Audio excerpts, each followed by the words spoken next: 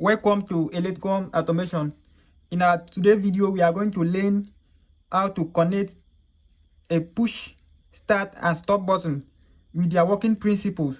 So let me start by identifying each of the components that is here. First, we have a stop button. This is called a stop push button, and this is called a start push button. This is my lamp 1, this is my lamp 2, this is insulation tape, this is my pen, and this is a jumper. We call this jumper. So how does a stop push button work? A stop push button, at initial condition, a stop push button is always connected until when it is being pushed down. That is when the terminal will be disconnected. But when it's lifted, the terminal is being connected together, so any load that is attached to it receive a voltage. Whereas that push button is always disconnected at initial condition until when it is pushed down. That is when it will connect. But when it lifts up, the terminal will be disconnected and the load that is attached to it will automatically be disconnected. Now let me show you the diagram of the stop and the start push button. A stop push button and this is a start push button. All right, so a stop push button is always connected at initial condition, and when it is being pressed down, pushed down, it will disconnect. It means that at initial condition we have the in terminal 1 and 2 here. So this is what we use to press. So at initial condition is always connected, so it will be connected here until when it is being dropped down.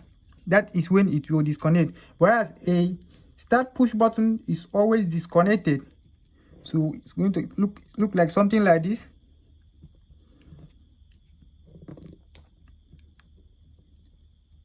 All right, disconnected until when it is being pushed down. That is when it connects. So let us do the connection now. This is my stop push button and this is my start push button. So as I told you earlier, the red indicator is to indicate that this is a stop push button, and the green is to indicate that this is a start push button. Now let's do the connection together. So in the stop push button we have N1 and N2. So we connect our live supply to 1 and our outgoing, that is a supply to our load, to N2. I will slide it and then connect my load to N2.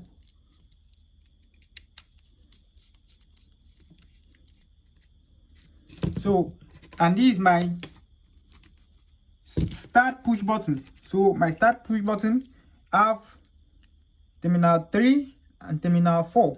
So I will connect terminal 4 to my out load. So that is my terminal 4. Okay, all right, so let me bring my main voltage supply to the two push button, that is the start and the stop push button, so that we can control the two lamps using the start and the stop push button. So all right, so this is my voltage supply. So I will loop terminal 2 of my stop push button. All right, so I'm done connecting it to terminal 2 of a stop push button. So I'm going to connect this other voltage supply to terminal 3 of my start push button.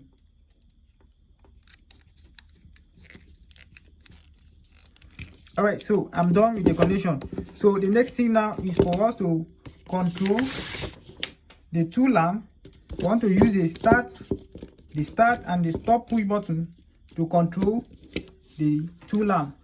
So let me turn on my main voltage supply.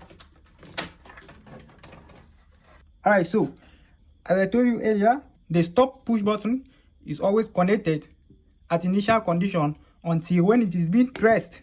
That is when it's going to disconnect. So as you can see, as I press it down, it disconnects the lamp 1. So if I leave it, it means that it's going to connect back the lamp 1, thereby giving voltage supply to this lamp and turning on the lamp.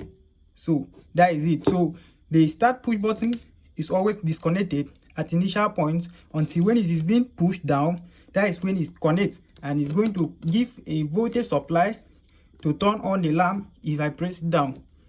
So that is it. So I hope you understand our connection. If there is any question, feel free to drop it at the comment section. Thank you.